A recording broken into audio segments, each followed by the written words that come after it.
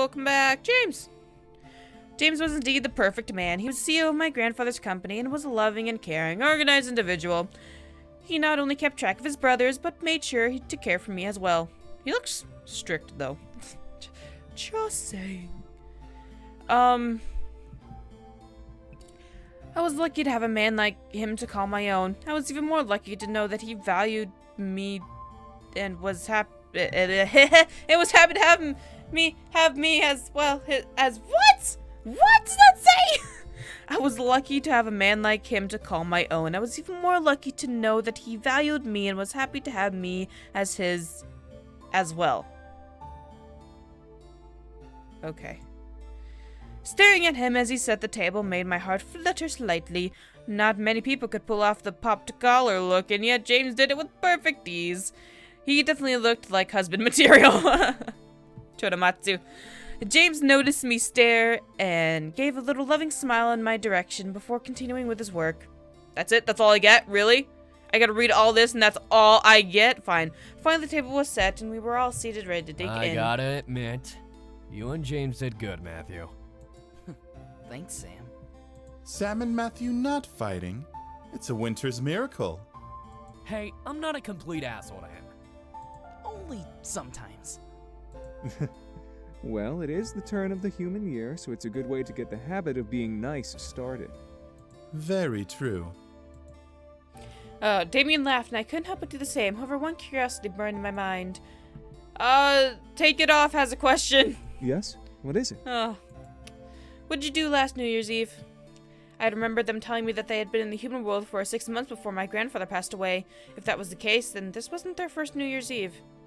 The boys took in the question and looked to each other. Didn't we go to, like, New York or something? Nah, we were in another continent by then. Like, London. Oh, whatever. We were in London. Europe, whatever. I remember that. We had such a fun time walking around and taking in the sights. We were on the giant Ferris wheel when midnight came. It was amazing to see all of the fireworks from it. Yes.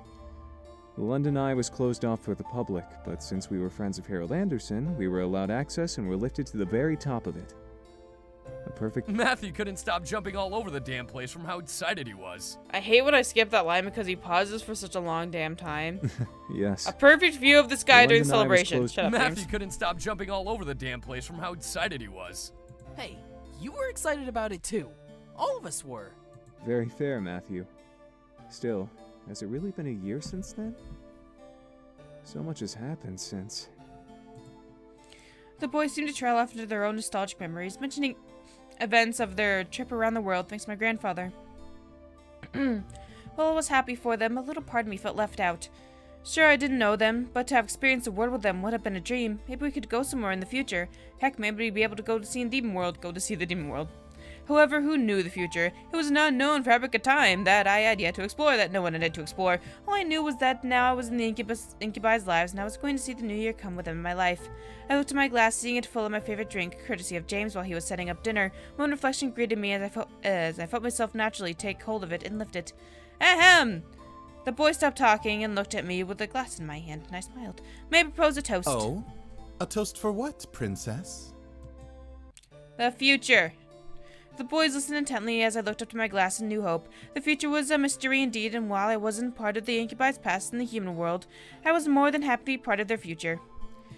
To a future unknown, but a future I hope to explore with you all. Silence consumed the air, as my stomach growls. As the boys took in what I had said, did they realize the same thing I noticed?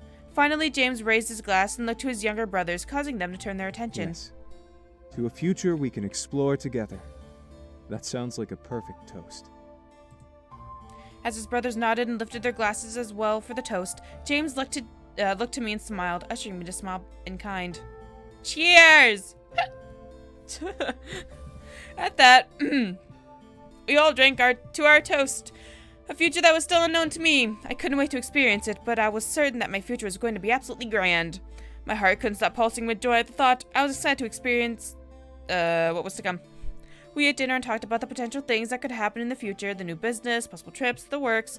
For the first time, I felt like I was part of the family as I was listened to and spoke just as much as the incubus. However, as a sudden flare of fireworks flashed outside the window and the sound wave echoed behind the glass, the boys flinched and looked over in shock. What the hell? Fireworks? But it's not midnight yet.